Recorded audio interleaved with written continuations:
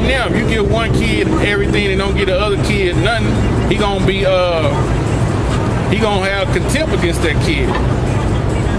He not gonna like it. You know?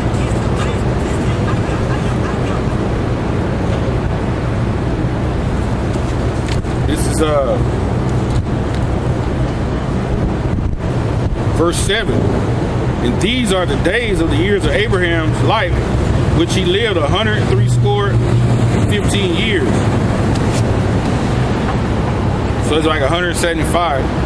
Then Abraham gave up the ghost and died in a good old age, an old man full of years, and was gathered to his people. And his sons Isaac and Ishmael buried him in the cave of Machpelah in the field of Ephron, the son of Zohar the Hittite, which is before Mamre, the field which Abraham purchased of his sons of Heth. There was Abraham buried, and Sarah his wife. And it came to pass after the death of Abraham that the Most High blessed his son Isaac, and Isaac dwelt by the well in Lahairoi. So after his death, that's when Isaac got blessed. You know, had the inheritance. You know, and it says, now I'm gonna show you, because Isaac had his family with Rebecca, right? I'm gonna read verse 19. It says, and these are the generations of Isaac, Abraham's son. Abraham begot Isaac. Isaac was 40 years old when he took Rebekah to wife, the daughter of Bethuel, the Syrian of Padan Aram, the sister to Laban, the Syrian. And Isaac entreated the Lord Yahweh for his wife, because she was barren. And Yahweh was entreated of him, and Rebekah, his wife, conceived. And the children struggled together within her. And she said, if it be so, why am I thus? She went to inquire of Yahweh. And Yahweh said unto her, 2 nations are in thy womb, and 2 manner of people shall be separated from thy bowels. The one people shall be stronger than the other, and the elder shall serve the younger. So he was telling her, when they were in the womb, Esau and Jacob, when they was in the womb, they was struggling. They was fighting inside the womb. There was a fight going on, right? And when she inquired to Yahweh, he said, 2 manner of people in thy womb, right? He said 2 manner of people. I'm gonna look that word up, manner, because that's important. Give you some, it says,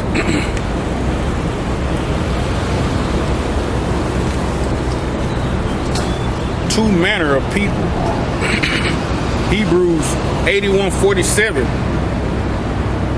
That word is Shadayim, or Shanayim, right? Shanayim, right? Shanayim.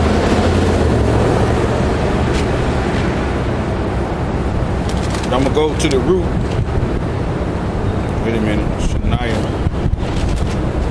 2 manner.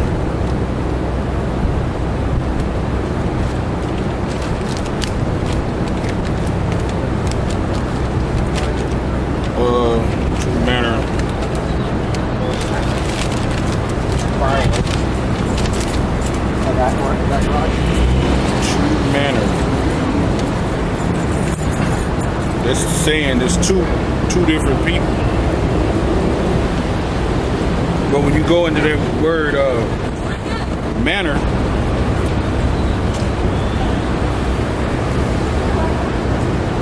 it says 1 people shall be stronger. That's it. That's what I'm looking for. Them 2 manner mean they're gonna be two different basically 2 class of people that's gonna live a certain different kind of way. It says strong, alert, courageous, brave, stout. One gonna be more stout and braver than the other one. One gonna be more bold. One gonna be more solid. Strength, hardened, right? So that's gonna be that. Steadfast, sir. Man, to the best of my ability, brother. You know, we Israelites, man. We about to get up out of here in a minute. That's what I told him. I told him we Israelites. Yeah, the Lord about to turn this thing around. Hey, we're gonna take our place back in a minute. He gonna put us back where we supposed to be. That's why I be telling my wife, man. Yeah. Hey, we gonna get our rightful place back, man. It's gonna be righteous in here in a minute. All right. One gonna be more steadfast, more strengthened, more strong. Gonna have more speed, right? And we see that today. The Israelite man, you more superior than any of these other nations. Who's the 100-meter champ in track? Who the 200-meter champ? It's an Israelite. You know, we are superior, man. You know, and that's what it is. I'm gonna read that again. It says, and when her days to be were delivered and fulfilled, behold, there were twins in her womb. And the first came out red all over like a hairy garment, and they called his name Esau, right? So Esau, that word is Ashashua in the Hebrew, meaning wasted away is he.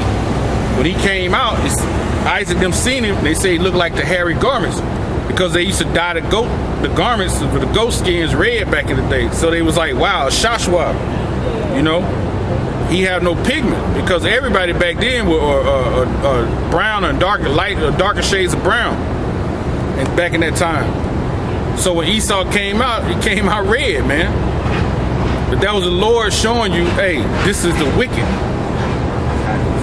You know, this is the wicked, man.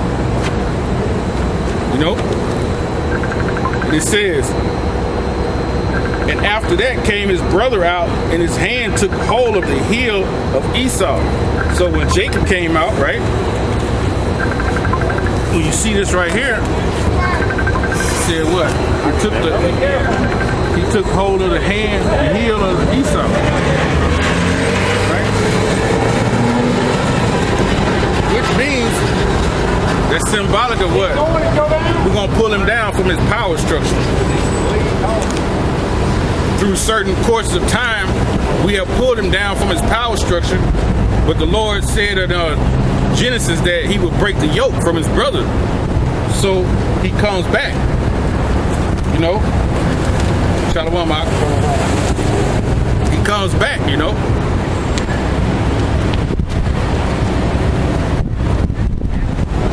Did it in the he broke the yoke from David. You know? David put him in captivity. He broke that yoke. Then he come back with Alexander the Great, and then him, the Greeks and the Romans ruled. Then the Romans went down 325, and we took over. After Septimius Severus, the Holy Roman Empire, those were Jakes, man. We took over, and then he broke that yoke again and came back in the Renaissance, man. And he in charge right now. But this particular time here, when the Lord take Esau down, this time it ain't gonna be no coming back. This is the last captivity. He about to destroy this so-called white man. We're gonna put him in slavery for 1,000 years, and then we're gonna burn him up. We're gonna make a pit and put him in the pit. You know? This is Genesis 25:26, and after that came his brother out, and his hand took hold on the Esau's heel, and his name was called Jacob, right? Jacob meaning supplanter. That's what Jacob means. It says, and Isaac was 80 years old when she bared them. It says, and the boys grew, and Esau was a cunning hunter, a man of the field, and Jacob was a plain man dwelling in the tents. A cunning hunter, meaning what? Skillful, right? But he had to be taught. Jacob, a plain man, meaning what? He was upright and complete. You know? Jacob already knew them things. Esau had to learn. The reason how I know that, because in the scripture's gonna tell you when Esau went out to hunt, I'm gonna show it to you. Jacob already knew how to hunt. Esau had to learn it. You know, he had to learn them skills. And it says, and Isaac loved Esau because he did eat of the venison, but Rebekah loved Isaac. So Isaac loved his firstborn son, because he used to make the venison the way he liked it. Plus he was the firstborn. But it said Rebekah loved Jacob. So that let you know, hey, Jacob's kids are mama boys. These 12 tribes love their mama to death. They might hate their daddy. They love their mama. They might not give a shit about their daddy, but they love their mama. That go all the way back to Genesis, man. Rachel loved Jacob. You know? And it says, and Jacob sighed pottage, verse 29, and Esau came from the field and he was faint. So Jacob is cooking right now. Right? He's cooking. And it says, and Esau said unto Jacob, feed me, I pray thee, with that same red pottage, that I am faint. Therefore his name was called Edom, out of one, meaning red. Because Jacob was cooking. When you go into that word side pottage, that means when you take some raw meat and you throw it in the skillet, as soon as it starts frying and you just flip it over one time, that's how Esau wanted it. So that lets you know Jacob had them skills already to hunt, because he was side pottage. He had already meat in the pot. So that lets you know that Jacob already knew how to hunt. Esau had to learn that skill. Right? And that goes, that's still what you Edomites to today.